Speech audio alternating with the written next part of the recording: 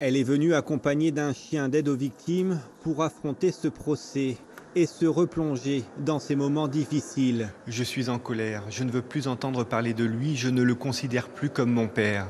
Sans le regarder, à la barre, les mots de cette jeune fille, âgée aujourd'hui de 18 ans, à l'encontre de son père adoptif. Il est jugé pour l'avoir violée et fait violer de 2019 à 2021. Elle avait alors entre 13 et 15 ans.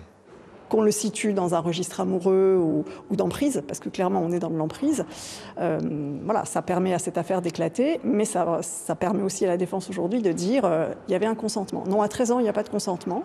Quand c'est entre une fille et son papa, il n'y a pas de consentement. Il n'y a pas de relation amoureuse entre un parent et son enfant. C'est pas possible. Devant la présidente de la Cour, les enquêteurs ont parlé de relations sexuelles sordides.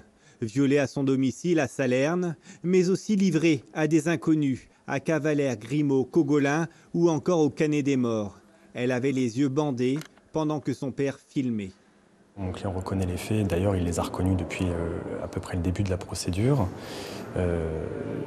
Il les explique par une relation initialement amoureuse avec sa belle-fille, qui est donc sa fille adoptive, et une relation qui s'est transformée, qui a finalement dégénéré en des faits de violence qu'il ne conteste pas et des relations qui sont devenues de moins en moins consenties.